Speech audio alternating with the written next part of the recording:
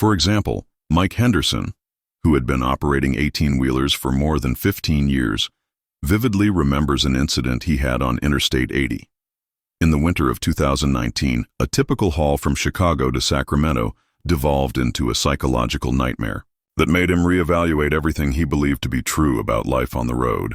Mike first saw the automobile at roughly 2 a.m. on a Tuesday night.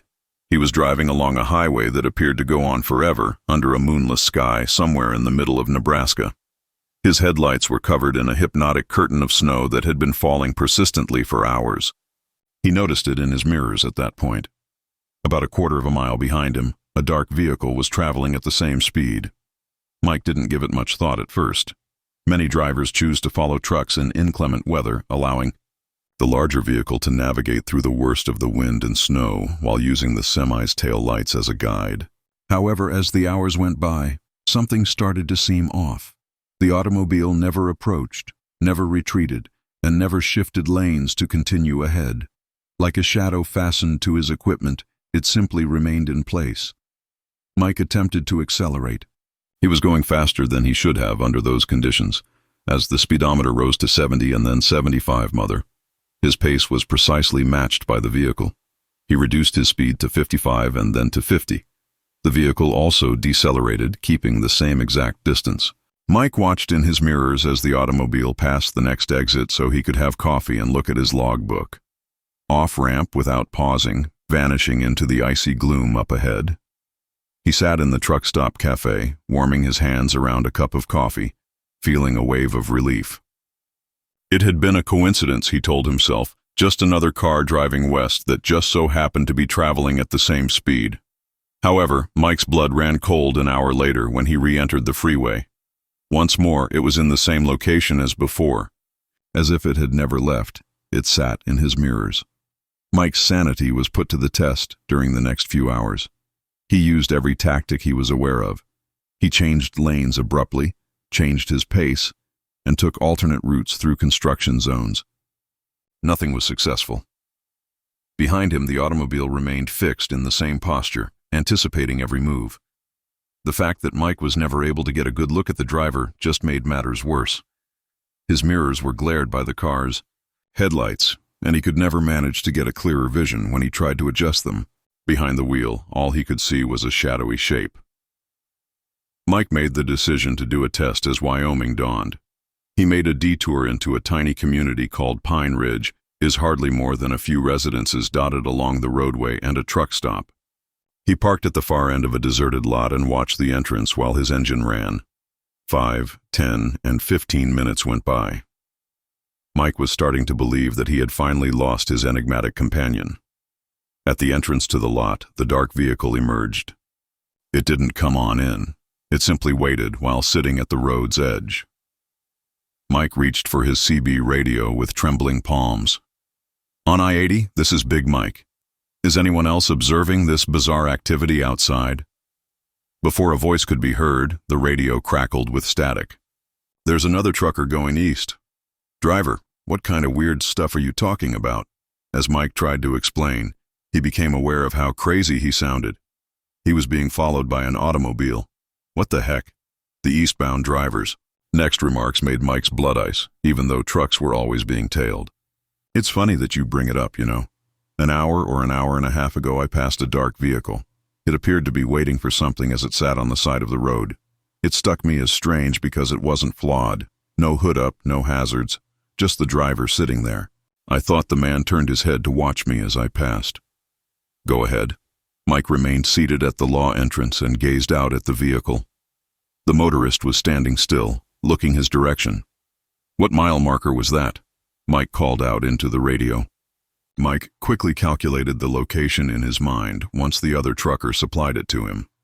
The sedan would have needed to go more than 100 meters to catch up and pass Mike if he had been driving steadily for the previous 6 hours and the automobile had been sitting there for an hour and a half.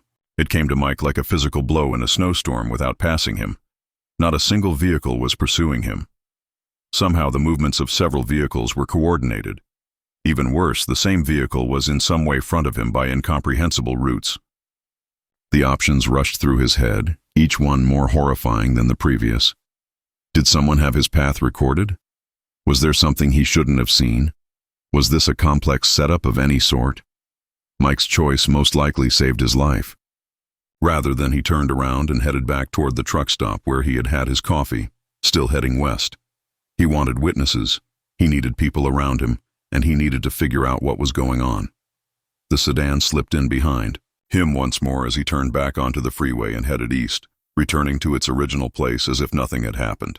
Mike parked beneath the brightest lights he could find at the truck stop and entered. Inquiring as to whether surveillance cameras were aimed at the parking lot, he informed the night manager about the vehicle. They did, but upon examining the video, they discovered that Mike's truck had arrived by itself. Mike could see the sedan plainly through the window, still sitting in the same location, but it was not on the recording. At that moment, Mike became aware of something that made his stomach turn. What appeared to be snow or muck fully covered the car's license plate, yet in a pattern too intentional to be organic.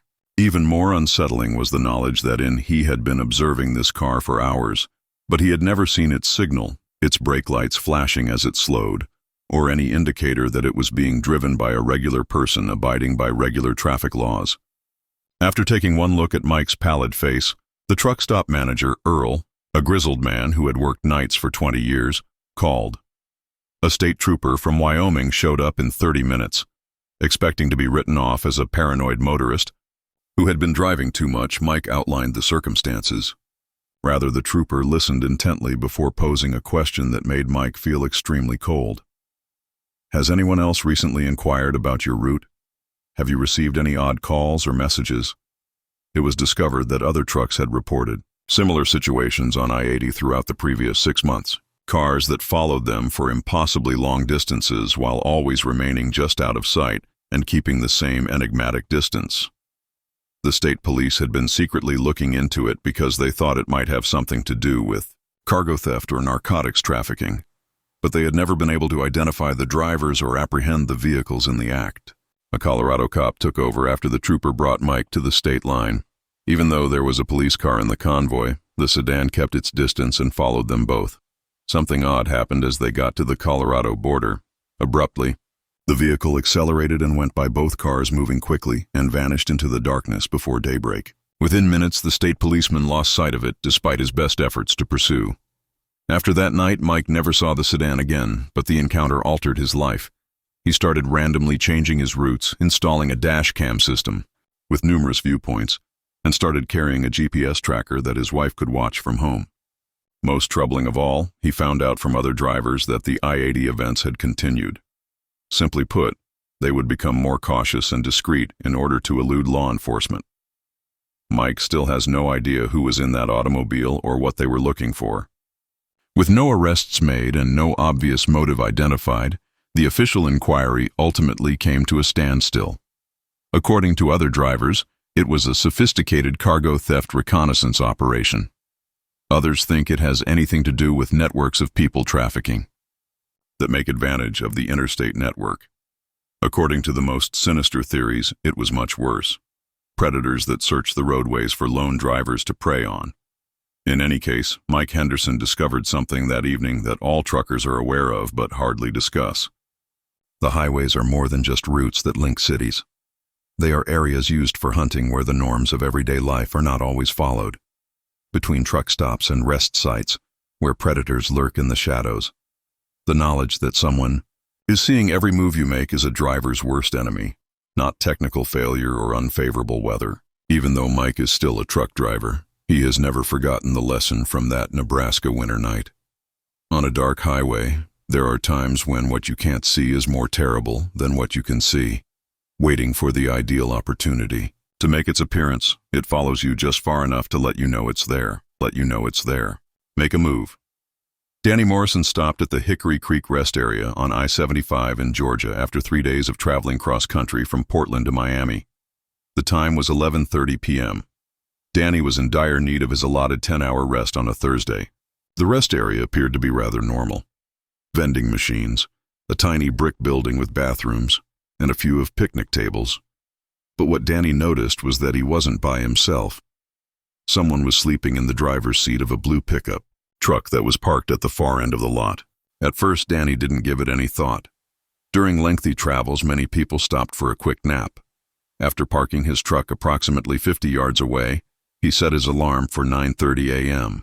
and retired to his sleeper cab for the night.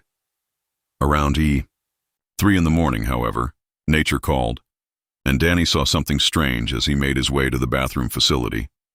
Not a single inch had been moved by the gentleman in the pickup truck.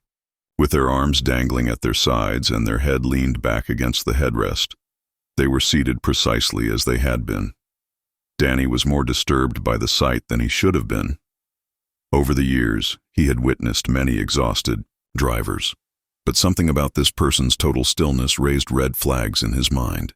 Danny told himself he was only making sure the driver was all right as he stepped a little closer to the pickup after using the restroom. He saw something at that moment that chilled him to the bone. Danny would later describe the driver's look as being utterly blank, as if no one was home, and his eyes were wide open, staring straight ahead through the window without blinking or moving. The man, who was wearing a simple gray t-shirt and had his hands palms up on his thighs, looked to be in his middle years. "Hey," Danny said. "Are you okay over there?" No answer. He made another attempt, louder this time. Nothing. Danny initially thought the man might have suffered a heart attack or stroke, so he dialed 911. However, he discovered the pickup's engine was still running when he took out his phone. He could hear the quiet hum of the motor and the lights on the dashboard. If someone was unconscious or worse, why would they leave their engine running? And why had they opened their eyes?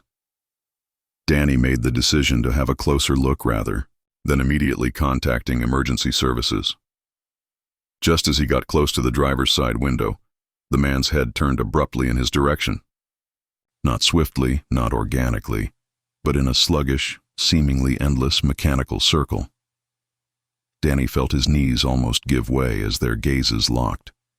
The man's eyes appeared to be looking through Danny instead of at him, but his face was utterly expressionless. There was simply that void, no acknowledgement, no recognition, the look of 1,000 years. "Are you okay?" Through the glass, Danny inquired. Although the man's mouth opened slightly, no sound was released. He twitched his lips as though he wanted to talk, but Danny was unable to hear him. The man held up one hand and put it palm down against the glass of the windows inside. The rest of the man's body was motionless, but Danny could see that his hand was shaking wildly. Danny became aware of the odor at that point. There was a strong smell of something sweet and chemical, like industrial cleanser, combined with something organic and decaying, even through the pickup's closed windows. Danny had to shield his nose and take a step back. Over the years, he had encountered many disagreeable odors in truck stop facilities, but this one was unique. It made his eyes water and appeared to lodge in his throat. Danny picked up his CB radio and walked back to his truck. "Breaker, breaker. Is there anyone else at the I-75 rest area at Hickory Creek?" Immediately a voice crackled back. On the other side, another trucker parked. The lot's side. "Yeah, I'm here. You the Peterbilt?" After confirming, Danny inquired as to whether the other motorist had observed the pickup truck. The response was delayed for a long time. "What pickup truck?" Through his windshield, Danny peered. Under the parking lot lights, the blue pickup was still there, bright as day. The further end's blue pickup. For hours, Geisy has been sitting in it. One more pause. "I don't see a pickup truck, brother. It's just the two of us outside." Grabbing his binoculars, Dai's hands began to shake as he concentrated on the other truck. Through his own binoculars, he could see the driver in his cab, staring back at him. The blue pickup was sitting just in front of them. "You're telling me you don't see a blue pickup truck about 30 yards to your left?" Danny called out into the radio. "Native, there are just vacant parking spots there." The voice of the other trucker was growing worried. "Do you feel okay, driver? You might want some coffee." After hanging up, Danny gazed at the pickup. Danny could see that the man's other hand was pointing straight at Danny's truck, even though he was still putting his hand on the window and making silent lip movements. Danny watched as the man's finger started to trace something on his passenger window's foggy glass. Danny could see what appeared to be HELP, but the letters were backwards from his point of view, screaming at him to go, against every inclination. Danny returned to the pickup after grabbing a flashlight. He approached and saw that, in spite of the cold Georgia night, the man inside was perspiring heavily. Condensation was fogging up all the windows from the inside, and his gray t-shirt was soaked through. Danny's stomach roiled and his head spun as the chemical odor grew stronger. Danny mimed for the man to unlock the door by tapping on the pane and pointing to the handle. The man shook his head wildly as his eyes enlarged in what appeared to be fear. Danny could see that he was trying to scream as his mouth widened, but no sound was escaping.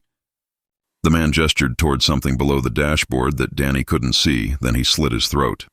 Danny saw the license plate on the vehicle at that moment. It came from Michigan, but it was the registration sticker that chilled his blood. It had ended 3 years prior. Danny pointed his flashlight at the windshield as he approached the front of the car. Additionally, the inspection sticker was years old. Another item that didn't make sense was this. The truck appeared to be old, ignored old, not classic old. The paint has faded. The wheel wells have patches of corrosion. Furthermore, it appeared that the tires had not been replaced in many years. However, it appeared much newer to Danny when he first saw it. Danny chose to dial 911, but when he took his phone out, there was no service. It was not doable. Only a few hours before, he had checked in with his dispatcher via his phone. He held his phone up as he made his way to the toilet building, searching for even a single bar. Nothing. The rest station seems to have devolved into a dead zone. Danny's heart almost stopped when he turned back to face the vehicles. The blue pickup had vanished. It simply vanished as if it had never been there, without even driving away. The parking lot. There were no oil streaks, tire marks, or other signs that a car had ever been there, and the area was deserted.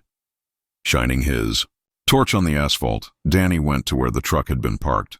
Despite the thick dew that had covered the rest of the lot, it was completely dry. Unable to sleep, Danny closed the doors of his cab and stayed there the rest of the night. He asked each truck driver if they had spotted a blue pickup truck when they began to arrive at daybreak. Not one had. One of the older drivers gave him a weird look and inquired after he described the figure he had seen. "You ever hear about the Hickory Creek incident?" It was discovered that a man named Robert Finch had been discovered dead in his blue pickup vehicle at the very rest area. 3 years prior, a halt. As stated by according to the police report, a truck driver discovered Finch's body after he had been missing for 2 weeks. Investigators never established whether the killing was accidental or deliberate, but industrial chemical poisoning was recorded as the cause of death. The case was noteworthy because for days after Finch's estimated time of death, witnesses claimed to have seen him sitting in his vehicle, seemingly alive, at numerous rest areas along I-75. The official explanation was that Finch's truck was being mistaken for other cars. Suggestions and grief can deceive the mind. However, truck drivers who frequently traveled that route started to report seeing similar things. The same description every time. Sitting still in a blue pickup, eyes wide open, a middle-aged man in a gray t-shirt tries desperately to speak, but is unable to do so. Danny never again took that road. In order to completely avoid I-75, he eventually changed employers and asked for transfers to other areas. However, he was unable to shake the memories of that night, particularly the man's expression of utter terror and the way he had made a valiant attempt to call for assistance that would never arrive. Eventually, the Hickory Creek rest stop was closed by the Georgia Department of Transportation for unfinished renovations. Budgetary restrictions were the stated cause, however, local truckers. Too many odd stories, too many vehicles reaching their destinations, scared and unable to describe what they had witnessed, were muttered. That night, Danny discovered something that all seasoned truck drivers ultimately understand. Some memories, some traumatic and desperate situations are preserved along the path, and occasionally, under the perfect circumstances, those memories resurface in the present, contacting anyone unfortunate enough to be in the wrong location at the wrong time and pleading for unattainable assistance provided. After 12 years of transporting freight throughout the Midwest, Tom Bradley began to hear voices on Channel 19. In March 2018, somewhere between Sterling and the Nebraska border, It started during a late-night gallop across eastern Colorado. On an endless stretch of I-76, Tom was struggling to remain awake when his CB radio burst into life with what sounded like a typical trucker's dialogue. Going east. Are you listening, Kenworth? The voice was professional, clear, and had the kind of steady tone that seasoned drivers used when they checked in on a regular basis. There were no headlights behind him as Tom looked at his mirrors. Other than his tractor slicing through the darkness, the roadway was deserted. Yes, driver, I do copy you. The blue one is this. Pete is on his way to Denver. The second speaker had a faint southern accent and was younger. There were no taillights visible when Tom looked ahead. There are no other trucks on the road. His microphone was keyed. The red Freightliner is Big Tom. Where are you guys? No one else is out here that I can see. Quiet. After a few minutes, the radio came back to life with the same two voices carrying on their conversation as though Tom had never said anything. They were talking about DOT checkpoints, road construction, and the weather, normal trucker jargon. However, there was something strange about their discourse. Tom was aware that the construction on Iowa's I-80 had been finished months prior, as they mentioned. They discussed a Kansas way station that had been shut down for good the year before. Tom made another attempt to break in. Hello, are you all discussing the I-80 construction? Since last fall, that has been the case. No answer once more. The voices carried on their antiquated discussion of road conditions and detours for now canceled construction projects. Tom started to see a trend throughout the course of the following hour. It was a repeating conversation. It began with the identical interaction every 23 minutes. Going east, Kenward. Are you listening? The identical replies followed, along with the same weather reports and out-of-date traffic data. The loop was accurate to the second, thanks to Tom's careful timing. Tom inquired about local CB radio interference with the night clerk at a truck stop outside of Big Springs, Nebraska. Tom received an odd glance from the slender, weary-looking clerk. I take it you heard them too? He lowered his voice and leaned across the counter. Occurs around once every month. It's usually the same two men discussing roads that haven't been demolished in years. Been going on for approximately 2 years now. The incident had been reported by a number of trucks, the cashier explained. The same section of highway between Sterling and Big Springs was where the voices were consistently heard on Channel 19 between midnight and 4 a.m. Despite the efforts of local amateur radio operators to triangulate the signal, it appeared to originate simultaneously from all directions. After conducting an investigation, the FCC discovered no illegal transmitters in the region. The problem is, the clerk went on, we investigated those construction projects they frequently discuss, discovered some old trucker forums and DOT records. In early 2016, 2 drivers were talking about the same road conditions. They were Eddie Valdez and Jake Morrison. That winter, they both passed away. A shiver went down Tom's back. How do they pass away? Vehicle collision on I-76. Approximately at mile marker 165, ice that is black, the middle of the night. Jake drove a Peterbilt in blue. Eddie was involved in a head-on accident with a Kenworth during our severe storm in February 2016. Both trucks slid off the road and down an embankment. Until the crash, they were chatting on their CBS. Tom checked his route map in accordance with the accident report. It was precisely around mile marker 165 that he had first heard the voices.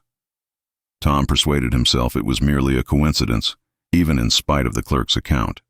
Particularly in flat, desolate regions like eastern Colorado, radio waves could perform odd things. The kind of story that spread from truck stop to truck stop until it became folklore was about dead truckers talking on CB radios. However, the voices reappeared at mile marker 165 exactly as Tom was heading east. Tom was prepared this time. He was recording on his phone and taking thorough notes. It was the same way the talk began. Tom started to hear something that made his blood ice, though, as he listened more intently. He heard what sounded like metal cracking and wind howling very slightly in the background of the transmission. Every now and then there would be a noise like steel twisting or glass breaking. The fact that Tom started hearing a third voice, his own, was what frightened him the most, though. This is Big Tom in the red Freightliner. he heard himself remark faintly in the background. "Where are you guys?" It was exactly what he had said the night before. Played back as a loop component. Tom picked up his microphone. "Can you hear me, Jake or Eddie?" The discussion abruptly ceased. Nearly a minute of dead quiet. Jake's voice then returned, but it was strained and urgent this time. "Who is that? Our names are unknown." "It's Tom. I'm passing through your neighborhood. Are all of you doing okay?" Panicked, Eddie's voice joined in. "We are unable to see the road, Tom. It's all spinning. The ice. Everywhere you look is dark ice. We're moving too quickly." Tom keyed the microphone once more, his hands trembling. "Jake, Eddie, listen to me. You must slow down. The road is covered in black ice. We are unable to slow down." Jake's voice was growing increasingly agitated. "The brakes don't function. Do you see anything, Eddie? Eddie? My windshield obscures my vision. Just white." Eddie returned the scream. "Everything is white. Help us, Tom. There will be a crash." The sound that would torment Tom for the rest of his life, then the remainder of his life. Before the radio went silent, there was a horrible crunch of metal against metal, a glass explosion, and two voices screaming simultaneously. Tom felt he might be having a heart attack since his heart was beating so fast that he pulled over right away. For 20 minutes, he sat in his taxi, attempting to take in what he had just heard. The regular discussion loop had resumed as if nothing had happened when he eventually keyed his microphone once more. With composed and businesslike accents, Jake and Eddie resumed their conversation about the weather and building. Tom didn't pause as he drove straight to his goal. He called his dispatcher and asked for an alternative route for his return trip after arriving 8 hours early. Tom couldn't bring himself to explain why when questioned. "How do you explain to someone that you just spoke with 2 deceased truck drivers who were still attempting to alert other motorists to the deadly black ice?" Tom spent the next few months studying the accident in great detail. He found newspaper clippings, police reports, and forum entries from other truckers who knew Jake and Eddie. According to the official investigation, both men were attempting to alert one another to the hazardous road conditions by utilizing their CB radios up until the point of contact. What Tom found out next made everything worse. On that section of I-76, other truckers had also experienced identical incidents, but in an unsettling pattern. A number of drivers said that they had been in accidents themselves after hearing the voices and attempting to speak with them. There were close misses, unexpected ice patches, abrupt brake failures, and mechanical issues that appeared to appear out of nowhere, but nothing disastrous. Tom started to question whether Jake and Eddie weren't only caught in a radio loop and were attempting to save other drivers from meeting the same end. Or perhaps they were unintentionally causing the very accidents they were attempting to avoid, because of their uncertainty and terror. 6 months later, Tom took a different route that avoided the boundary of the phenomenon zone and drove through that location for the last time. His radio roared to life for the last time as he crossed mile marker 160. But he heard something different than the typical loop. Jake's calm, clear voice. "I appreciate you listening, Tom. We've spent a lot of time attempting to warn folks. We might be able to sleep now." The voices were never heard by Tom again. Additionally, other drivers reported that at about the same time, the radio transmissions ceased entirely. With no strange radio activity and no more mysterious accidents, the section of I-76 where Jake Morrison and Eddie Valdez perished was just another stretch of highway. Tom Bradley, however, would never forget the sound of those 2 voices as they frantically attempted to rescue other drivers from their fate, caught in a never-ending cycle of their last moments until someone finally paid attention and comprehended. He discovered that the highway is used by more than just automobiles and trucks. Occasionally, it transmits voices that are only audible to other drivers, stretching across time to offer warnings and comprehend. At 3 a.m., dispatch called Rick Dawson with an emergency run, giving him the impression that he was getting the easiest assignment of his trucking career. At a facility outside of Bakersfield, California, the load was already prepared and waiting. Simply pick it up and deliver it by noon the next day to a distribution location in Phoenix. It seemed easy enough, but as soon as Rick got to the pickup spot, something seemed off. Surrounded by rusty chain-link fencing and vacant lots, the warehouse stood lonesomely on an industrial road that seemed to go nowhere. A simple metal building with a single overhead door, No loading dock numbers or corporate signs. It was open already. After 8 years of driving and picking up loads from hundreds of warehouses, Rick had never seen one this desolate and bare bones. Rick was signaled to back up to the dock by a forklift operator. The man had a baseball cap pulled low over his face and was dressed in coveralls without the company's emblem. The operator simply groaned and avoided eye contact as Rick attempted to strike up a conversation while the trailer was being loaded. Rick requested the manifest and bill of lights, which are required documents for any valid shipping. Something about the forms on the clipboard the operator gave him seemed strange, even if they appeared to be official. The names of the companies were generic. Post office boxes served as the addresses for Southwest Logistics and Western Distribution. The burden itself was what irritated Rick the most. The documentation said that he was transporting computers, televisions, and other equipment, stereo apparatus. However, Rick discovered that the pallets didn't sound correct when the forklift put them down after they had been placed into his trailer. Electronic shipments typically generated particular noises when being transported and had a specific weight distribution. The weight of these pallets seemed off when they thudded upon the floor of his trailer. Some areas are too light, while others are too heavy. Without fastening Rick's trailer or verifying the weight distribution, the forklift operator vanished back into the warehouse as soon as the loading was complete. It was uncommon, but not unheard of, for Rick to have to lock up his own trailer. He saw the overhead door of the warehouse closing in his mirrors as he backed away from the pier. The building went completely dark in a matter of minutes, as though no one had ever been there. Around 4:30 a.m., Rick began his drive to Phoenix, intending to deliver with plenty of time. However, his truck began to behave strangely when he turned onto I-5 and started ascending the Grapevine. His gasoline gauge was lowering more quickly than usual, and the engine was exerting more effort than it should have. Rick's truck was acting as though he was transporting 90,000 pounds or more, but when he checked his gross weight at the first scale he passed, it was 78,000 pounds, which was barely under the legal limit. Rick made the decision to stop at a truck stop around sunrise in order to inspect his load. His stomach dropped when he discovered what he had. He had never seen the kind of security tape used to seal the trailer doors. The metallic strips were thick and resembled evidence tape more than ordinary shipping seals. The fact that the seal numbers did not correspond with those on his bill of illumination was even more unsettling. Rick reported the disparity to his dispatcher over the phone. Rick was requested to reiterate the pickup location by the bewildered operator. Rick was put on wait for a few minutes before the dispatcher returned with news that chilled him to the bone. "We don't have any documentation of the pickup, Rick. Our system does not have the load that you are describing, and there is no such warehouse address." Taking out his GPS, Rick inputted the warehouse address from his documents. No location was found. He experimented with the corporate names found in the bill of leadership. Nothing. With the exception of the 78,000 pounds of unidentified stuff in his trailer, the entire pickup appeared to have vanished from the world. Rick then called the Phoenix delivery address. The paperwork's phone number led to an unreachable line. When he searched for Southwest Logistics online, he came upon a page that seemed correct yet untrustworthy.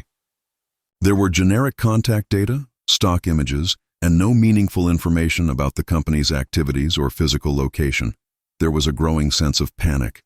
Rick was transporting unidentified cargo to a corporation that didn't appear to exist while driving a load without the proper documentation. Even worse, he discovered that he had no way of proving who had given him the cargo or where he had picked it up.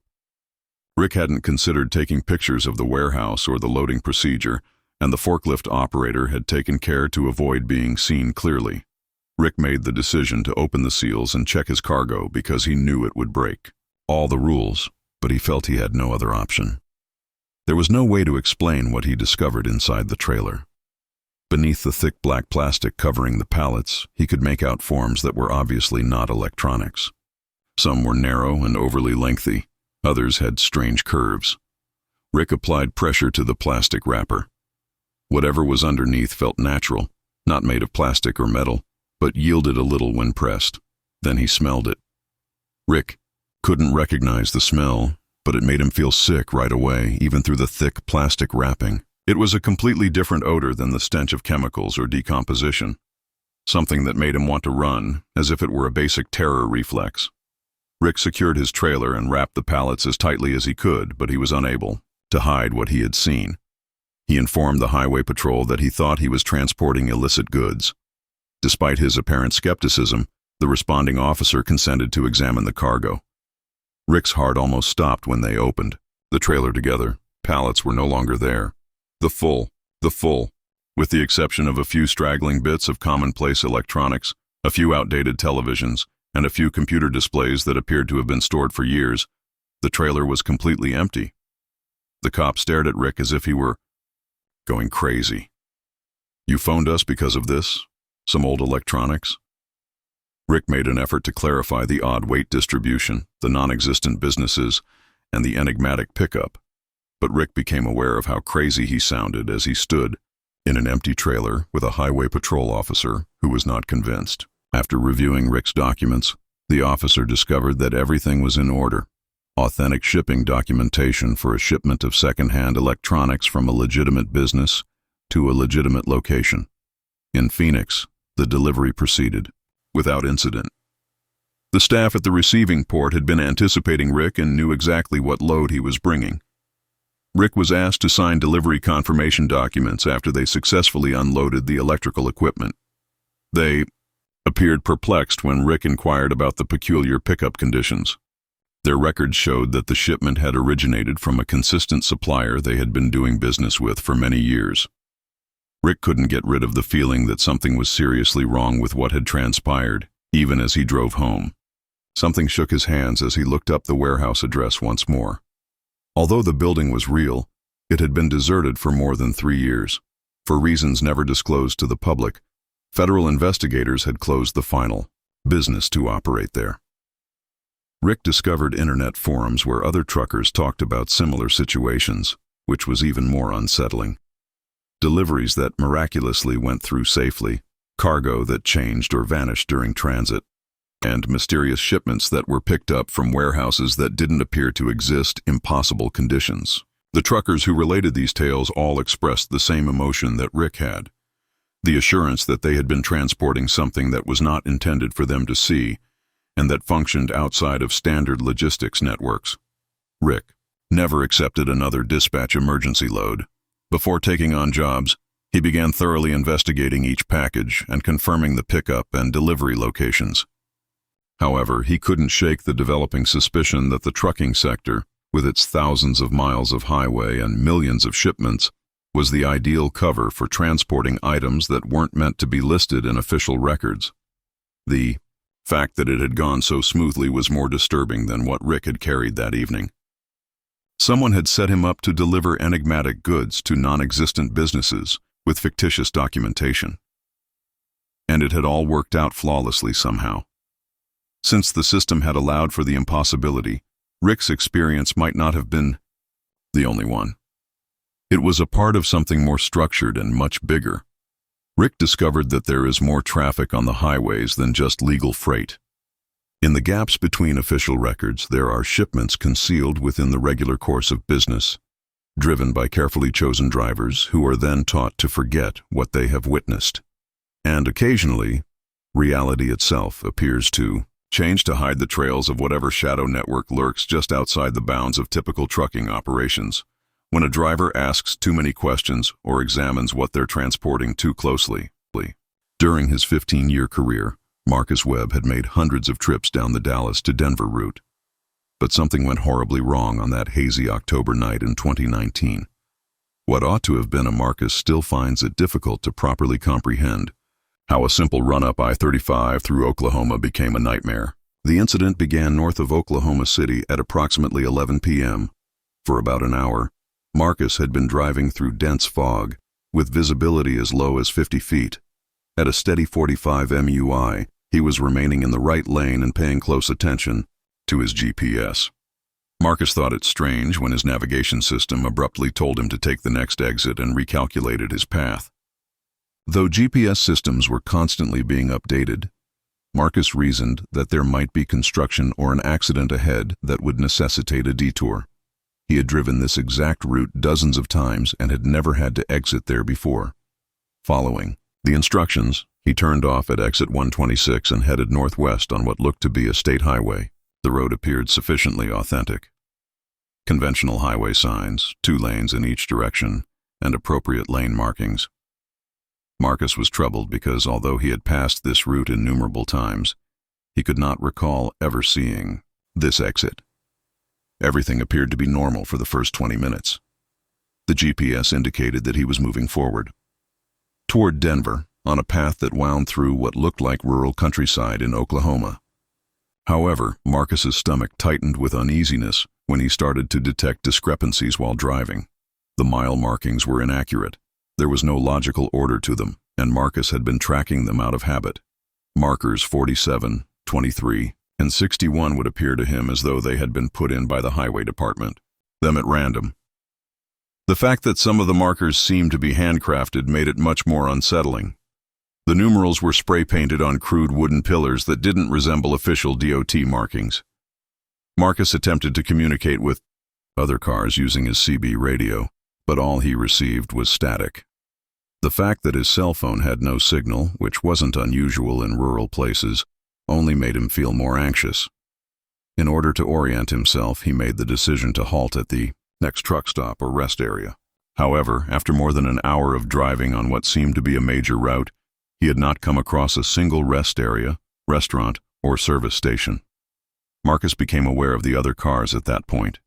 He was accompanied by trucks and cars on the way. However, there was something off about them. None of them appeared to be more recent than 2010, and they all appeared to be older models. And as though they were all adhering to a set plan, they kept their distance from one another precisely. Nobody else was being passed. Marcus never saw anyone get on or off the freeway, and no one was changing lanes. A slow-moving car that had been miles ahead of Marcus attempted to pass. He looked at the driver as he moved into the left lane and drew up beside the vehicle. His fists clenched tightly around the driving wheel at what he saw. They turned white on his knuckles. The motorist was looking straight ahead with utter fear on his face. He gripped the steering wheel as if his life depended on it. His eyes wide, his mouth slightly open. The driver turned his head when he saw Marcus gazing, mouthed a single syllable slowly. "Help." Marcus sounded his horn and attempted to signal the driver to stop, but the man only wildly shook his head and gestured in the direction of the road as though he was unable to do so. Marcus stumbled back behind the sedan and saw that the drivers of every other car on the road were the same. Individuals who appeared frightened, perplexed, and somehow confined in their cars. Marcus was moving steadily in the direction of Denver as the GPS joyfully announced directions. Even though his truck's odometer said he had barely driven 200 meters, he checked the predicted arrival time and saw that he had been driving for more than 6 hours. To make matters worse, his truck's fuel gauge had remained stationary throughout the entire detour, suggesting that it wasn't actually using diesel. Marcus made the decision to find a route back to I-35, disregarding the GPS. In the hopes of turning around or finding a road that would take him back to his familiar surroundings, he took the next exit. However, after approximately a mile, the exit led to a road that just ended. The tarmac just stopped at what looked like a cornfield, as if the road had never been completed, rather than at a construction barrier or dead end. Something made Marcus's blood ice when he turned around and drove back to the highway. The exit he had just left was no longer there. No flyover or off-ramp was present, and there was no sign that an exit had ever been there. There were no pavement fractures, and the guardrails remained intact as the roadway proceeded in both directions. Desperate to get through to someone, Marcus keyed his CB radio once more. He received a response this time in the form of a feeble static voice that said, "This is Lost Leader, Breaker 9. Is there anyone else stranded on the Phantom Highway?" Marcus reached for his microphone so quickly that he almost dropped it. "Big Marcus here, Lost Leader. What do you mean by Phantom Highway?" The voice returned with more clarity. "Hours of driving have not brought you anywhere. Repeatedly seeing the same mile markers. Vehicles that refuse to change lanes or stop." Marcus attested to each of these facts. "Yes, you're also on it. You've been stuck for how long?" Marcus looked through his logbook. According to his records, he'd been traveling for 8 hours, yet his truck's clock showed it was still 11:47 p.m., less than an hour after he had initially used the enigmatic exit. According to the lost leader, he had been stuck on the same highway for days, or perhaps weeks. He had lost all sense of time. Similar incidents of being diverted onto a highway that wasn't shown on any map had been reported by other drivers, unable to find a way back to regular roads, driving for hours or days without arriving at any destination. The problem is that sometimes people get out, lost leader went on. No one understands why or how, but sometimes the road just lets you go. He told of drivers who were abruptly back on well-known roadways and had no recollection of how they had gotten there. Typically, finding that even though it felt like they had been driving for days, just minutes had passed in the real world. Marcus talked to lost leader and other drivers who sporadically came through on the CB for little periods of time, for what seemed like hours. They came up with a theory that explained their predicament but appeared implausible. Somehow, they had found themselves stranded on a road that existed outside of time and space. A highway that looked real and appeared on GPS systems but served no purpose just to retrieve drivers who have gone missing. Then, suddenly, Marcus's heart leaped when he noticed something ahead. His GPS signaled the familiar green signs of I-35. Turn north on I-35 in the direction of Kansas City. Marcus entered the freeway as though nothing out of the ordinary had occurred, and he saw typical traffic patterns, contemporary cars, and mile markers that made sense. After checking his logbook, Marcus stopped into the first truck stop he came across. He had lost precisely 47 minutes based on all his instruments. His GPS data, driving time, and gasoline level all pointed to a quick diversion that had taken less than an hour. However, Marcus felt worn out, as like he had been driving all night, and his watch indicated that more than 8 hours had gone by. "You just come off the Phantom Highway?" inquired another driver at the truck stop after glancing at Marcus's trembling face. The driver wasn't shocked when Marcus nodded. About one driver passes through this location each month. The highway agency is aware of it, but is unable to provide an explanation. Sometimes GPS devices detect roads that aren't actually there. Remaining information from old routes that were abandoned but were never deleted from the databases, or from proposed freeways that were never constructed. According to the driver, the majority of truckers who encountered the Phantom Highway were informed that they had highway hypnosis, a known condition in which drivers lose track of time and distance while traveling lengthy, boring routes. However, an excessive number of drivers reported the same information, incorrect mile signs, other drivers who were stuck in other cars, and CB talks with other truckers who were lost. Without a co-driver, Marcus never drove that route again. Additionally, he always had backup navigation devices with him. However, he discovered something that evening that altered his perspective on the transportation system. Not every road you see on your GPS leads to a real place. Some highways are found in the gaps between mapped reality. They gather drivers, who turn wrong at the wrong moment and keep them stuck in a never-ending driving cycle until an unidentified mechanism releases them. The majority of the unsettling aspect was not being forgotten. It was the knowledge that other vehicles might still be stuck on that imaginary highway, hurtling through fog and terror, waiting for their turn to be let back into reality. And Marcus kept thinking that the road might not let him continue the next time, if there was one. When Carl Henderson saw the truck stop along Highway 50 in Nevada, he was running dangerously short on fuel. It was Carl had been traveling through the desert for hours at 2:30 a.m. on a Tuesday in August 2020 without coming across a single service station. His truck's computer was alerting him that he might have 40 meters left before running out of petrol, and his fuel gauge was displaying less than an eighth of a tank. In his headlights, the truck stop appeared as a mirage, a typical pilot travel center with the well-known red and blue sign, brightly lighted fuel islands, and what appeared to be a busy lots of other trucks in the parking lot. As he turned off the freeway, Carl felt a rush of relief. Every trucker's worst dread was running out of fuel in the middle of the night in the Nevada desert, and the timing of this halt had been perfect. Something seemed a little strange to Carl as he steered his rig toward the diesel pumps. The truck stops. All of the other trucks on the lot seemed to be older models, primarily rigs from the 1990s and early 2000s, but this one seemed new and well-maintained. After 23 years of driving, Carl was able to recognize truck models by their body shapes and headlight patterns, but he didn't spot any that appeared to be more recent than 2005. After pulling up to pump number 7, Carl got out of his cab. The fuel island appeared to be a typical diesel pump with the well-known credit card scanners and screens. However, the reader displayed an error message that Carl had never seen before when he attempted to input his gasoline card. Offline authorization. System. See, service attendant. At that moment, Carl became aware that he had not seen anyone since getting at the truck stop.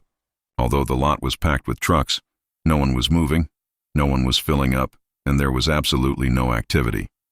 The business windows were illuminated as well. Carl, however, saw no one inside. There was complete quiet.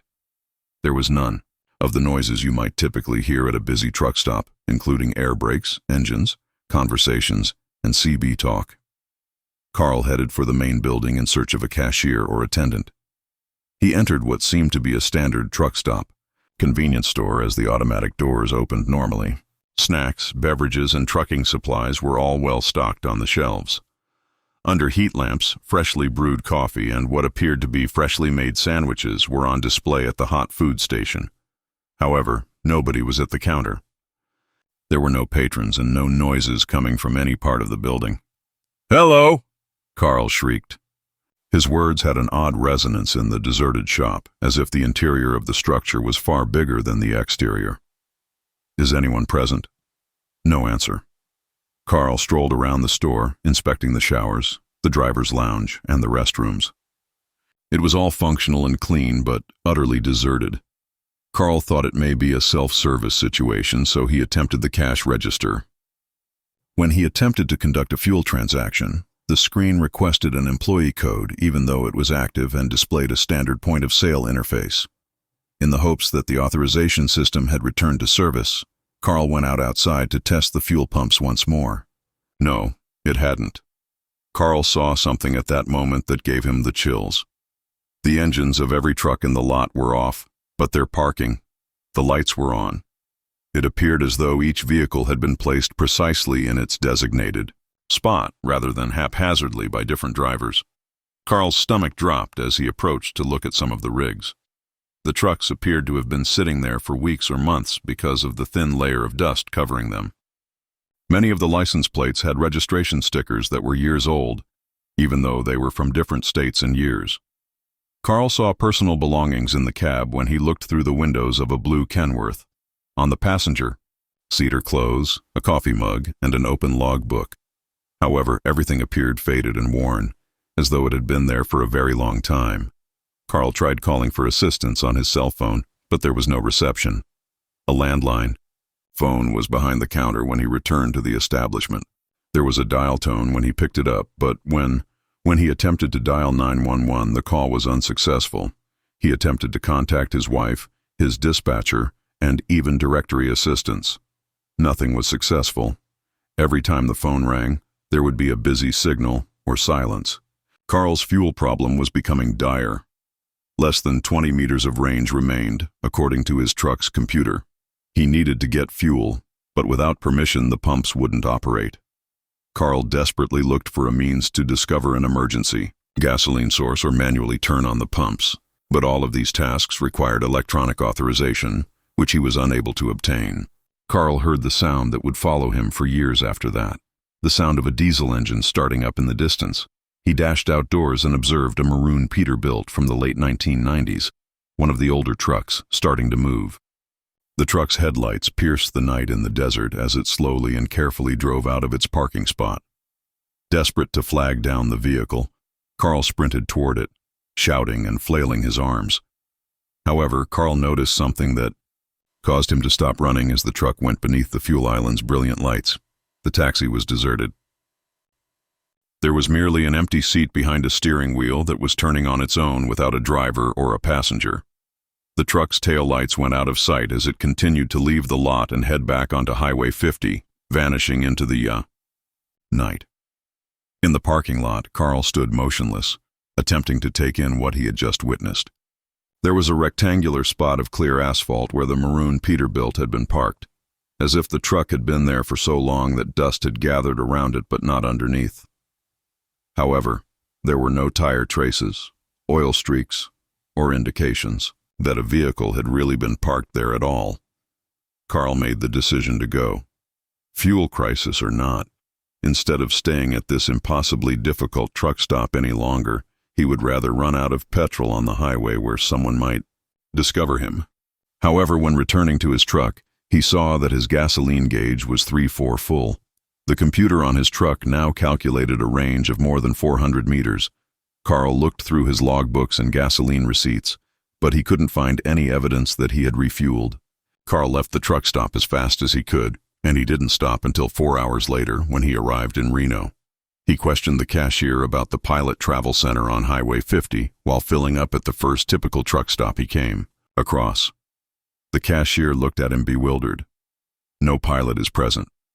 Stationed along that 50-mile span, about 60 miles north of there, the closest one has been closed for renovations for the last 6 months. In the weeks that followed, Carl did a great deal of study on the area. At the coordinates where he had stopped, there was no truck stop, according to mapping services and satellite photos. All that was visible was barren desert. However, when Carl spoke with several other drivers who frequently traveled the Nevada routes had similar accounts to his own, describing how they discovered unmanned gas stations, trucks that appeared deserted, and fuel stops that shouldn't have been there. Carl was horrified by what an elderly driver named Pete, who had been operating those routes for 30 years, told him. "You're not the only driver who told me about that location. The problem is that every driver who has been talks about the same vehicles in the lot, the same types, colors, and parking arrangements, as if they were waiting there all the time." Pete noted that that section of Highway 50 had seen a number of missing drivers over the years. Eventually, their vehicles were discovered stranded by the side of the road, depleted of fuel, and the drivers' whereabouts and motivations for abandoning their rigs were not disclosed. Although the missing drivers were never located, their trucks were similar to those described by other truckers who said they saw them at the Phantom truck stop. Carl never again took that trip by himself. He always made sure to refuel well in advance of any trips he had to make through Nevada for work, journey alongside a group of other trucks. However, he couldn't get rid of the impression that the truck stop was still in operation somewhere in the desert, picking up trucks and drivers who were out of options and running low on fuel. What Carl had gone through was hardly the most horrifying aspect. It was realizing that his rig had been refueled by the truck stop without his consent or knowledge. Whatever force was at work there had the capacity to change the physical world, to offer gasoline while obtaining another item in exchange. Carl couldn't help but worry if that truck stop will reappear someday when he was in the middle of nowhere and running short on fuel, and he might not be permitted to go this time. After 19 years of transporting freight around the nation, Steve Kowalski still has nightmares about something he saw on I-40 through Arizona. On a sweltering July afternoon in 2021, Steve was working really hard to make a Flagstaff delivery deadline. Even with his air conditioner blazing, the desert heat was unbearable, and the unending expanse of tarmac appeared to shimmer in the distance like water. Around 2:00 p.m., midway between Winslow and Flagstaff, Steve first saw the second truck. The red Peterbilt, which was nearly identical to his own rig, was visible in his passenger side mirror. Initially, Steve believed it to be another truck, driver on a comparable path. However, he started to get annoyed with the truck as the miles went by. The red Peterbilt stayed perfectly aligned with Steve's vehicle, never trying to pass or fall behind, but keeping far enough back to stay. In his mirror, Steve attempted to accelerate to 70 meters, and then decelerate to 60. His pace was precisely matched by the second truck, which kept that exact "it" seemed to be attached to Steve's gear by an unseen connection.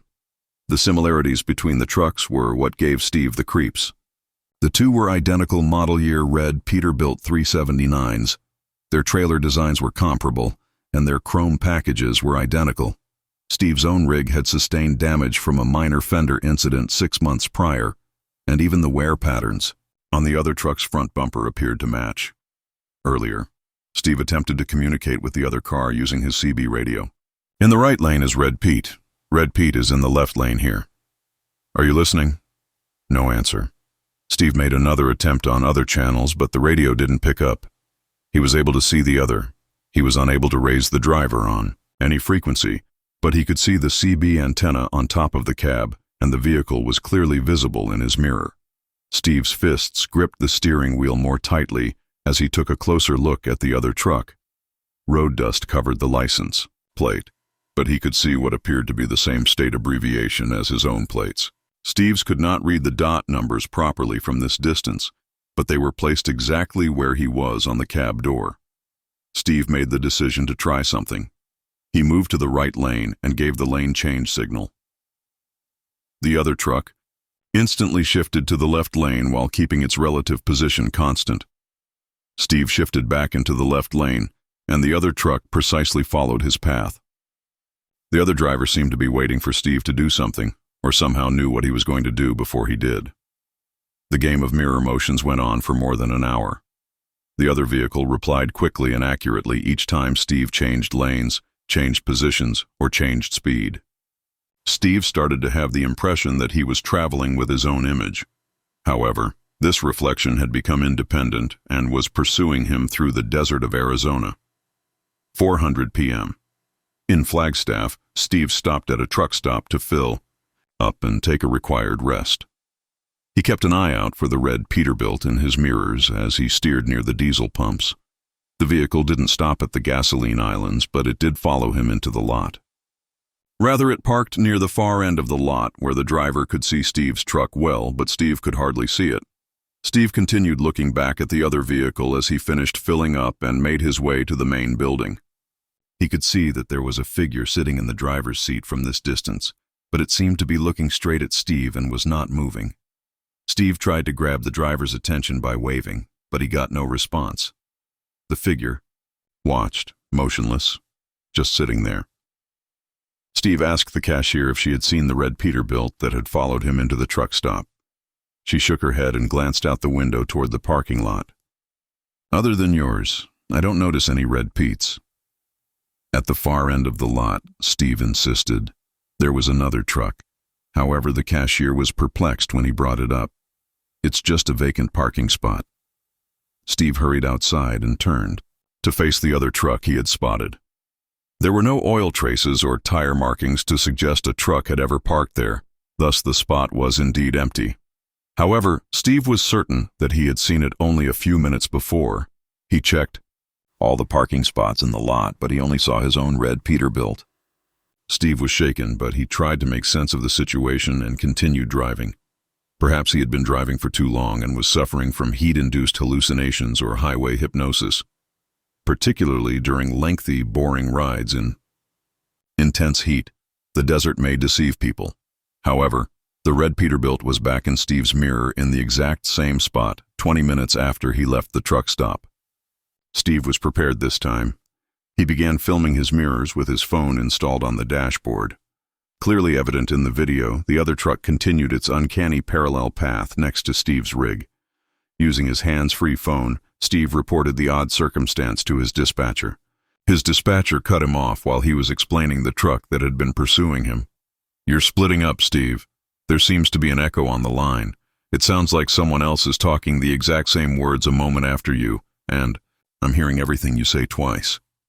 Steve paused and paid attention. His dispatcher was correct. A slight echo could be heard, as though Steve's comments were being repeated by someone else with flawless timing and intonation. Steve glanced at his reflection. At the red, Peter saw that the driver seemed to be holding something, either a CB microphone or a phone, to his ear. Steve hung up and gave his CB radio another go. His blood froze when he heard something this time. Everything he had said during his phone call with dispatch was being repeated by his own voice over the radio, but it was speaking roughly 30 seconds behind him, as if Steve's discussion had been recorded and was being replayed with a lag. On I-40, this is Red Pete. Through the CB, Steve heard his own voice say, eastbound. I've got another truck following me, identical to mine. On the CB, however, Steve had not stated those words. He had uttered them over the phone to his dispatcher. Someone had somehow recorded his private phone conversation and was broadcasting it over the CB radio. Steve reached for his CB mic. "Who is this? Why do you keep saying what I said?" Steve responded in his own words. "Who is this? Why do you keep saying what I said?" As though the other motorist was listening to Steve's live transmission and instantly relaying it back to him. The timing couldn't have been more ideal. Steve made the decision to carry out an experiment. "My name is Steve Kowalski, and I drive for Wilson Trucking," he stated, keying his microphone. His own voice immediately returned over the CB. "I work as a driver for Wilson Trucking, and my name is Steve Kowalski." Steve, however, became aware of little variations as he listened more intently. The inflection seemed a little strange, as if someone were trying to mimic his voice extremely well but wasn't quite successful. When Steve attempted to break the pattern, things became more heated. He made a haphazard statement. Instead of saying, "The elephant flies at midnight," the voice on the CB uttered something that stopped Steve's heart in its tracks. Fear grips Steve Kowalski. Steve Kowalski is unable to comprehend his current situation. Although Steve hadn't spoken those remarks aloud, they were accurate. He didn't know what was going on, and he was terrified. The voice on the CB was somehow reading his feelings or thoughts and putting them into words. For the first time, Steve could clearly see the driver of the red Peterbilt when he glanced in his mirror. He was the one. Steve was just like the driver of the other truck. Identical face, physique, and attire. However, there was a problem with the expression. Though it was a smile that stopped short of his eyes, the other Steve was grinning. It was the sort of smile that implied the wearer was privy to something awful that the real Steve was not. Steve pressed down on the accelerator, attempting to outrun the mirror truck by pushing his rig to 80 miles mph, but speed had little bearing. The other Steve still had that eerie smirk on his face, and the other vehicle kept up with ease. "Steve Kowalski can't run away from himself," Steve's voice remarked as the CB radio came back to life. In the hopes of losing the mirror truck on surface streets, Steve took the next exit. But the red Peterbilt trailed him as he went off the ramp, keeping its precise distance from Steve's truck. Like a surreal procession of identical trucks, they drove through the little Arizona hamlet in perfect unison. In order to keep the other truck in plain sight, Steve parked squarely beneath a bright streetlight after pulling into a roadside diner. Steve could see the other Steve sitting in the cab, still grinning uncomfortably, as the mirror truck parked in a matching location across the street. Steve understood how crazy he sounded as he tried to explain the scenario to 911 after making the call from the diner. Someone who looked like him, driving a truck that resembled his own, seemed to read his mind and repeat what he was saying. The dispatcher advised Steve to get some rest and speculated that he might be suffering from heat exhaustion or exhaustion. An hour later, the red Peterbilt was gone when Steve got back to his pickup. Without any problems, Steve drove the entire distance to his delivery location. However, he couldn't get rid of the thought that his reflection was still traveling the desert highways, waiting for the next chance to pursue the real Steve Kowalski. Although Steve never understood what had transpired that day, he did learn something that altered his perspective on long-distance driving. A stranger isn't always the most terrifying thing you could come across on the roads. It's an alternate personality that follows you with the patience of someone who has endless time, grins when you're scared, and knows things you don't. Ray Martinez saw an issue with the mile markers on I-40 3 hours into his midnight run from Memphis to Little Rock. In 2022, it was a chilly February evening around 1:30 a.m., and over his 8-year career, Ray has drove this route dozens of times. He was familiar with every turnoff, rest area, and landmark. However, the mile signs were counting incorrectly tonight. It was just west of Forest City, Arkansas, at mile marker 157 when Ray first saw it. He should have been approaching Little Rock around mile marker 242, based on his GPS and his recollection of the trip. However, 1557 was prominently displayed on the green highway sign. Additionally, as Ray kept heading east, the following marker displayed 156 and then 155. As though he were traveling west rather than east, the numerals were counting backward. Ray looked at his GPS once again. He was seen on the screen heading east on I-40, moving normally in the direction of his destination. The compass on his truck indicated that he was going east. Hours had passed since the sun had set behind him, and he could make out the dim glimmer of dawn on the horizon in front of him. Other than the mile signs, everything told him he was headed in the right direction.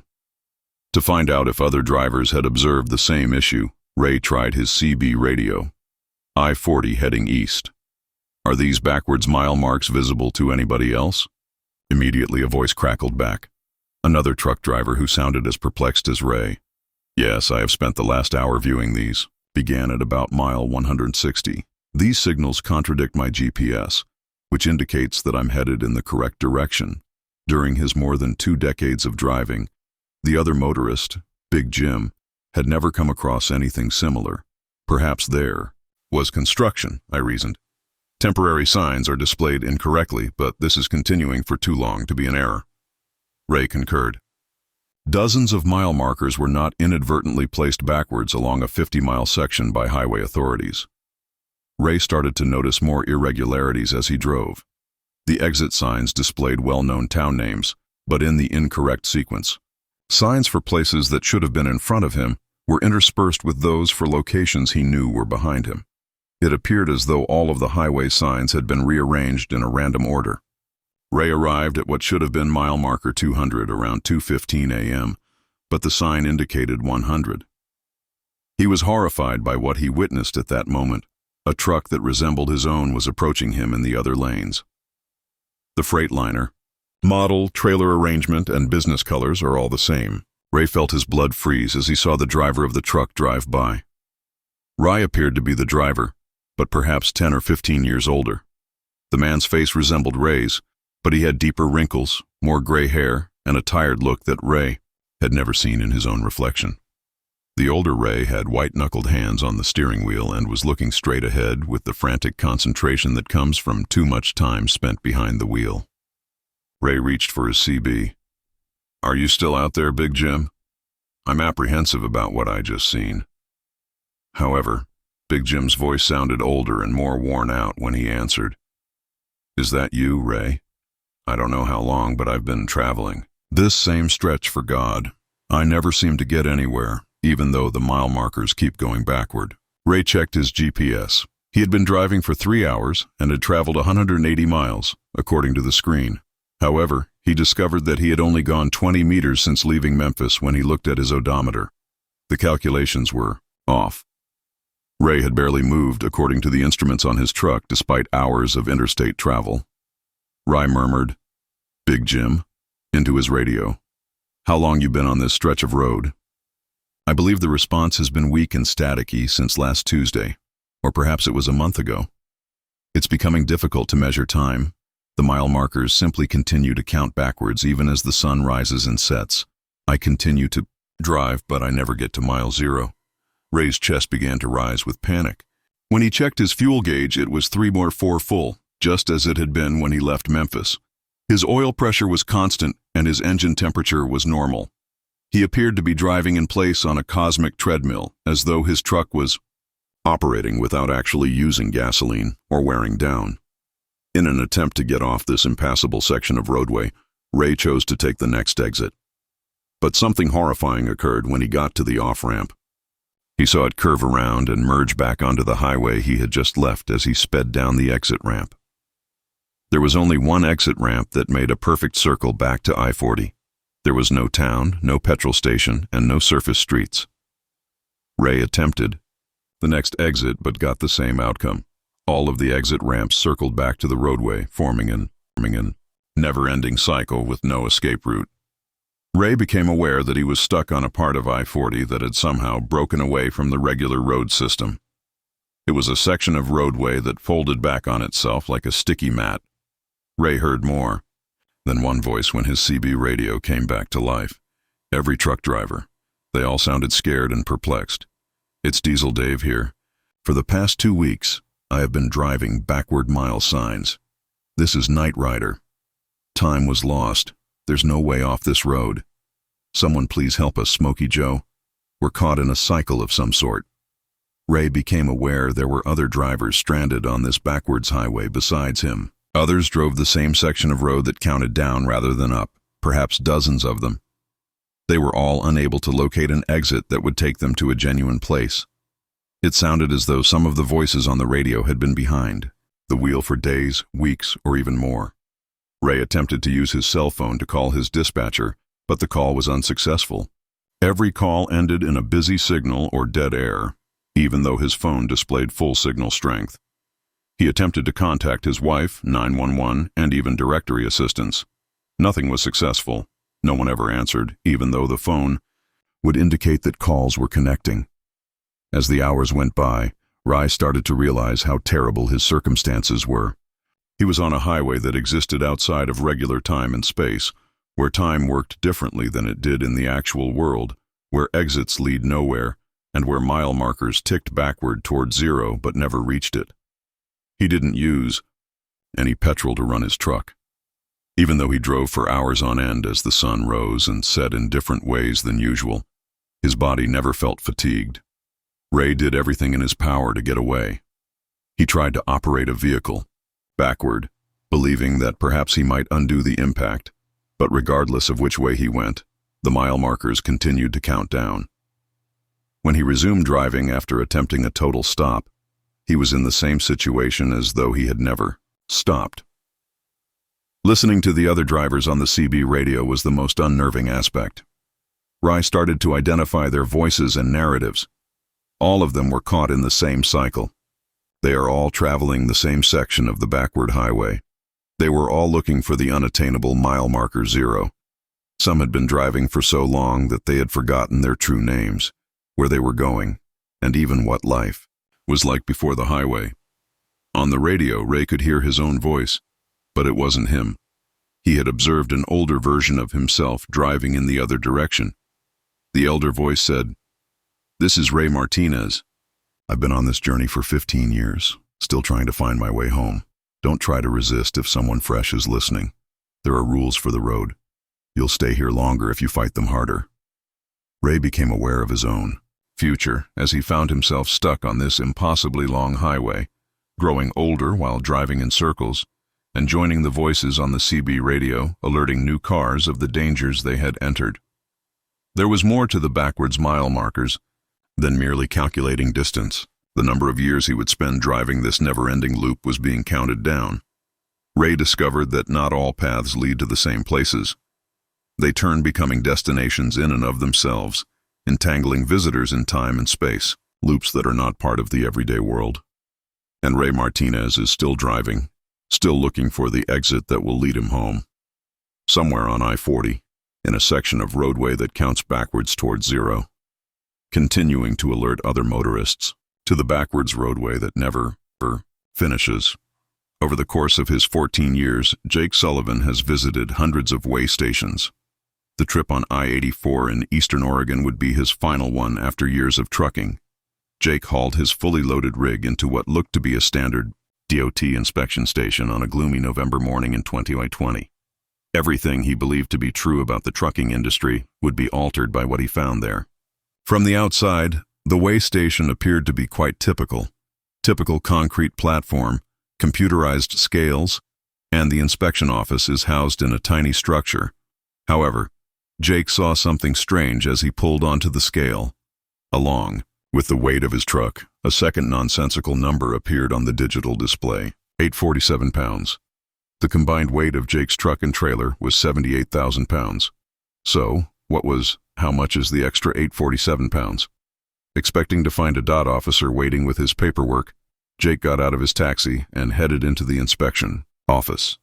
Instead, he discovered that the building was deserted but for a lone workstation that had a computer terminal. Jake's truck information was on the screen. However, in addition to the standard information, license plate, DOT number, and cargo appear. There were other entries that chilled Jake to the bone. The computer identified 127,000 personal recollections under an area called secondary cargo, attachments based on emotions 203, guilt and regrets 298 dowel stalls, dreams unfulfilled 219 falls, the sum 847,000 psychological weight. In an attempt to comprehend what he was seeing, Jake gazed at the screen. The figures were exactly what his excess weight had indicated on the scale.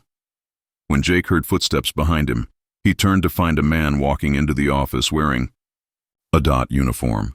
The police appeared normal enough, but there was something strange about the way his eyes looked. They were too perceptive and intelligent, as though he could see things that weren't meant to be seen. Looking over a clipboard, the officer said, "Mr. Sullivan, we must talk about your overweight condition." "Are you overweight?" Jake objected. "The exact weight of my truck is 78,000 pounds. At the shipper, I checked it." The officer's smile was not one of friendliness. "Mr. Sullivan, I'm not referring to your cargo here. What you're carrying that isn't on your manifest is what I mean. The weight that is invisible on standard scales." Pointing to the scale display, the officer escorted Jake back to his truck. "Your unregistered psychological cargo weighs 847 pounds. That is a grave infraction. That kind of emotional overload is not conducive to operating a commercial vehicle. Both you and other drivers are at risk." Assuming this was some sort of complex prank or training exercise, Jake attempted to laugh it off. "Come on, officer. Emotions cannot be weighed. Physics doesn't operate that way." The officer's face, however, stayed solemn. "You've been dealing with your father's passing for 12 years, Mr. Sullivan. You hold yourself responsible for missing his heart attack. That guilt is 298 pounds. Jake's knees went weak. He had never informed anyone about his father's passing, how he had been traveling at the time, or how he had been trapped in a Montana snowstorm and missed the funeral. He murmured, "How do you know about that?" "You're also carrying 203 lb of attachment to your ex-wife, Sarah," the officer added, still looking at his notes. "Emotional baggage like that impacts your driving. Mr. Sullivan makes you preoccupied and unsafe. You still love her even though she left you 3 years ago. You keep her photo in your wallet and call her number just to hear her voicemail message." Jake's hands trembled now. The officer had access to confidential information that Jake had never disclosed to anyone. The 219 pounds of unrealized dreams, the weight of the Montana farm you've been saving for 8 years, but you're too scared to take the chance. And then there are the 127 pounds of memories you're trying to forget. The accident you caused in Denver 5 years ago, where no one died. But you remember the look on that family's faces when you ran the red light, that weigh you down every day. The officer walked around Jake's truck, running his hands along the trailer as if he could feel the invisible weight. Desperate to escape this impossible argument, Jake began to back toward his truck. "This is crazy. You can't measure guilt or weigh memories." However, as he talked, Jake felt a weight in his chest that he had never felt before, a real heaviness, as if the officer held up his hand to prevent Jake from leaving, saying, "I'm afraid I can't let you continue with this load, Mr. Sullivan. You're over the legal limit for psychological cargo. You need to unload some of this weight before you can proceed." Emotions felt like physical objects pressing down on Jake. The violation code, which read excess emotional baggage, Class A misdemeanor, was different from anything Jake had ever seen in a DOT notice. "How am I supposed to dump emotions?" "That's our psychological cargo facility," the officer said, pointing to a small structure adjacent to the weigh station that Jake had not previously noticed. Jake's voice cracked with panic. "That's where you can keep your emotional burden. If you wish, pick it up on the way back." The majority of drivers discover that they no longer require it. A shiver went down Jake's spine as he gazed at the edifice. It had a single steel door marked "Authorized Personnel Only" and was windowless concrete. However, he could hear noises from within, crying, muffled voices, what sounds like people confessing things they had never stated aloud or conversing to themselves. Jake inquired, "What happens to the people who go in there?" The smile on the officer's face grew more disturbing. "They're allowed to drive again, but they're significantly lighter when they leave. Some of them are so light they can hardly recall who they were before." Jake saw that he had to make a hard decision. He might lose certain aspects of himself if he were to join the psychological cargo facility and somehow unload his feelings. Jake believed that the repercussions of refusing would be far greater than any typical DOT infraction, but the officer had not yet revealed them. Jake made the decision to flee. Jumping into his pickup, he turned on the engine. However, his truck refused to move as he attempted to drive off the scale. The motor was in motion, The wheels were frozen in place as though the vehicle were being held in place by an unseen force, even though the transmission was in gear. "The scale won't release you until your weight is legal," the officer yelled through Jake's open window. "You can remain there for as long as you like, but you won't go until you've dealt with your emotional burden." For what seemed like hours, Jake sat in his truck and watched other truckers pass through the weigh station. While some drivers were sent to the psychological cargo facility, others appeared to get through without any problems. Jake saw a change in the appearance of the drivers leaving the facility. They appeared as though important aspects of their personality had been surgically removed since their eyes and faces were vacant. Jake finally made up his mind. He got out of his truck and headed for the facility for psychological cargo. As he got closer, the steel door opened on its own, revealing a pristine white room with a solitary chair in the middle. Only the chair and a tiny speaker fixed to the wall were present. There were no windows or other pieces of furniture. A voice over the speaker stated, "Please take a seat. The process of removing the psychological freight will soon start." The majority of participants report feeling a great sense of relief after initially experiencing discomfort. As soon as Jake settled into the chair, he sensed a mental shift. Memories started to wane. Feelings grew aloof and subdued. He started to feel lighter after carrying the burden in his chest for years. However, Jake also felt that important aspects of himself were vanishing. His affection for his dad, his aspirations to become a farmer, and even his remorse for his broken marriage. It was all being emptied out.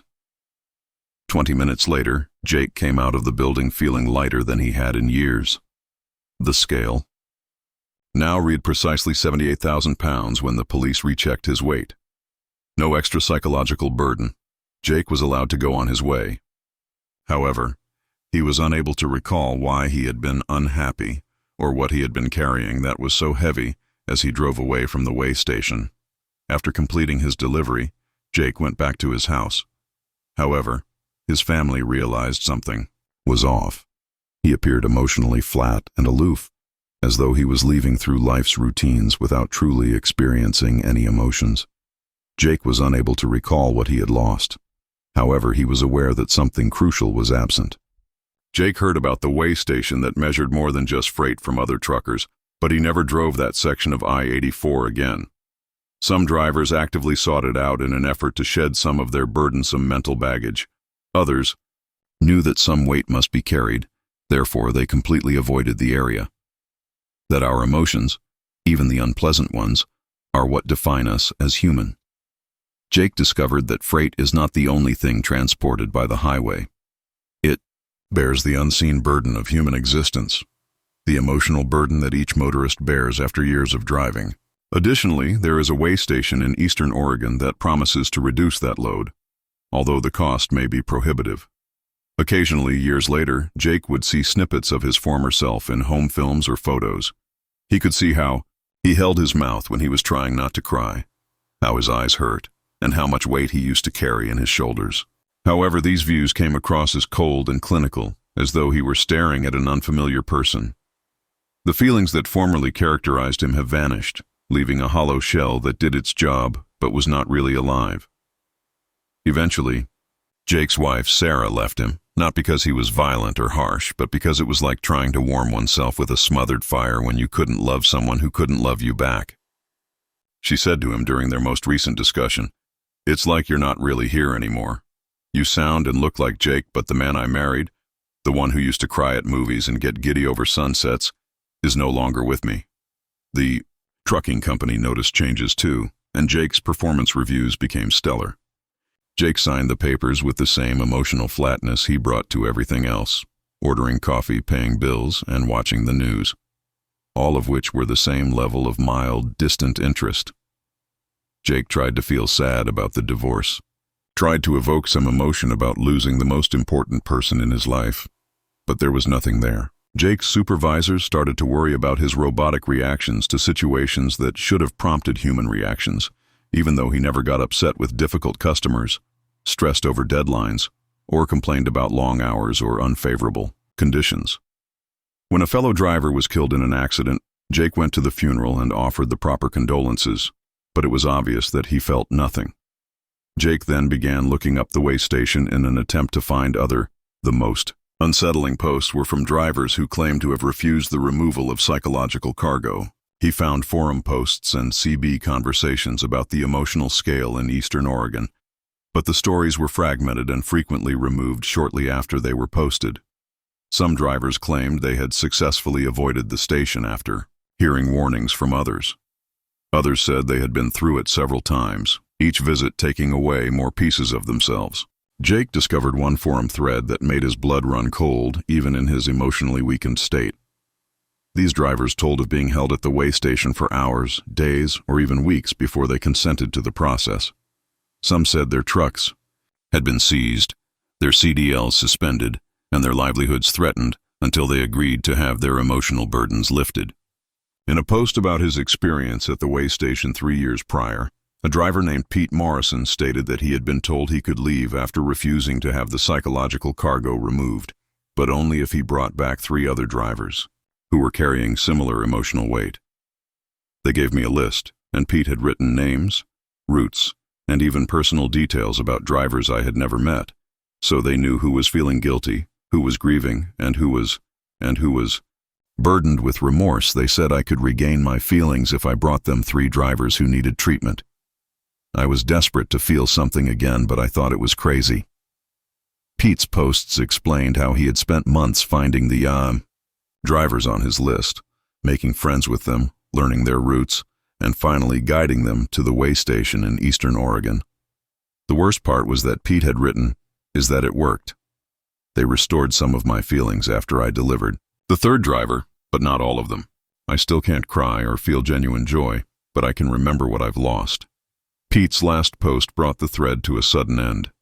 Jake attempted to get in touch with Pete Morrison via the forum's private messaging system, but the account had been deleted. I'm writing this as a warning. Don't go to that way station. Don't trust drivers who try to convince you to take that route.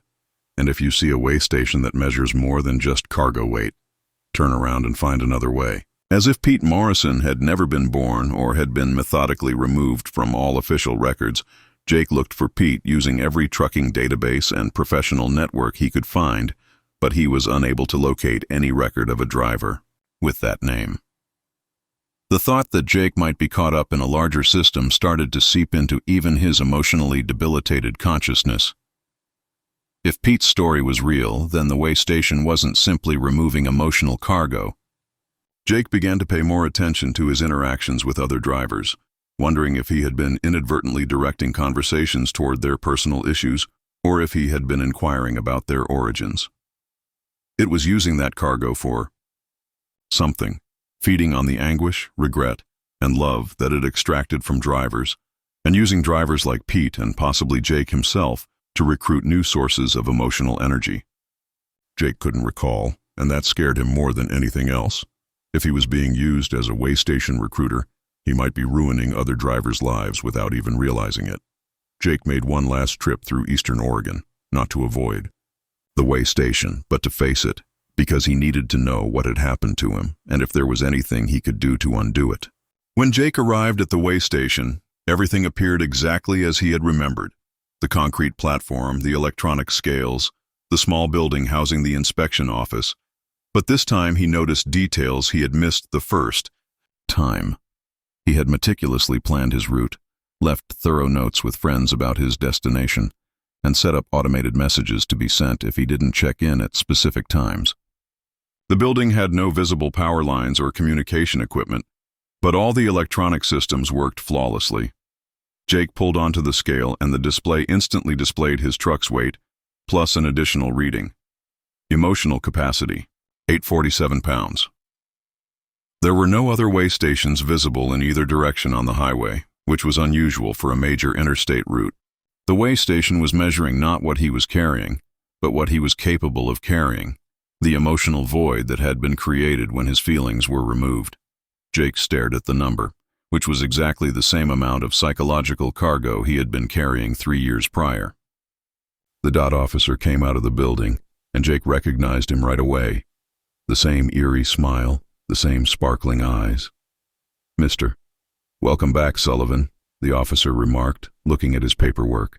"You've been anticipated. The officer grinned broadly. "I suppose you're here for the recruitment program. Over the last 3 years, you have produced outstanding work. We routed 47 drivers to our facility. Amazing." As the officer revealed that he had been unwittingly recruiting other drivers and causing them to have their emotional baggage removed, just as his own had been, Jake felt a chill of horror. "I want them back," Jake murmured, trying to convey a sense of desperate urgency, but his voice was flat and impersonal. "My emotions, my feelings, I want them back." The officer chuckled. "Mr. You signed a deal, Sullivan. The psychological burden. The removal was irreversible. We can provide you with an alternative arrangement, though. We have a managerial position open, manage the hiring process, and assist us in growing into new areas. We can give you artificial emotional reactions and vitamins in return, which will make you seem more human to your loved ones." Jake became aware that he was getting a great deal. False feelings in return for assisting the way station capture additional drivers. He reflected on the life he had lost, Sarah, and the scores of drivers he had seemingly already doomed without realizing it. Jake knew that some decisions were too significant to be made just for his own gain, despite his limited emotional capability. "No," Jake stated plainly. "I will no longer assist you." The smile of the cop faded. "I'm afraid that's not an option, Mr. Sullivan. You know too much about our operations and have seen too much. We will need to make new arrangements, or you can choose to continue working with us willingly." For the first time, Jake realized there were other persons inside the way station as he glanced around it. Drivers who attempted to reveal the operation, or who might have refused to cooperate. They went around the facilities in a mechanical manner while doing maintenance. Their eyes were as empty as Jake's had been, but in some ways they were even more so, as though they had lost not just their feelings, but also their ability to choose. Jake made his decision. Unauthorized, he got back into his truck and drove off the scale, going west into the lowering sun. He could hear cars accelerating in pursuit and alarms going off behind him. Jake, however, didn't turn around. He had damaged scores of lives without realizing it, lost everything that made him human, and become an unwilling recruiter for 3 years, for something he didn't comprehend. Jake was unable to feel regret, hope, or dread about what might happen next as he drove into the night in the desert. However, he kept one tiny, priceless item in the empty place where his feelings once resided. Idea. The way station weighed more than cargo, and he had ultimately refused it, and that might have meant anything for the first time in 3 years. After 6 years of driving for Midwest Freight Lines, Bobby Chen began receiving calls from the non-existent night shift dispatcher. On a soggy Thursday evening in October 2021, it started somewhere between Kansas I-7 to the city in St. Louis. When Bobby's Qualcomm unit beeped with an incoming message at 2:47 a.m., he was already behind schedule because of weather delays. Dispatcher 7, a designation Bobby had never seen before, was the source of the transmission. Midwest Freight's dispatchers all entered their true names into the system. The different shifts were handled by Tom, Janet, Mike, and Sarah. Bobby had never heard of somebody only using a number in place of their name, and there was no dispatcher 7. "Dispatch here, driver 421. For a different path, take exit 89. You'll be delayed by 3 hours due to construction ahead. Recognize." Bobby looked at his trucking atlas and his GPS. About 5 miles away, exit 89 was approaching, but from what he understood, it went to a little farm road that had no connections to any major highways. Through that exit, there was no other way. Bobby used the Qualcomm to answer by keying his microphone. "This is Bobby Chen from Dispatch. 421 truck. Could you verify that route? On my map, there are no through roads near exit 89. The response was received right away. Trust Dispatch, driver Chen. Go to exit 89. Time is of the essence. Your compliance could save lives." Bobby shuddered when he heard the words, lives. Depend on your compliance. He had been hauling for 6 years, and he had never heard a dispatcher utter such words. Bobby tried using his phone to dial the main dispatch number, but the call went directly to voicemail. Uncommon for a 24-hour operation with a staff member on duty at all times. Bobby chose to believe his instincts over the enigmatic message. Staying on I-70, he assumed he would handle any upcoming construction delays. However, his Qualcomm beeped once again after 20 minutes. You missed your exit, driver 421. This is the last warning you will receive. Quickly turn around and head toward exit 89. All benefits will be forfeited and termination will occur immediately for non-compliance. No dispatcher had ever threatened Bobby in this way. Strict yet professional company policy was in place. Regarding routing choices, they didn't threaten to fire you.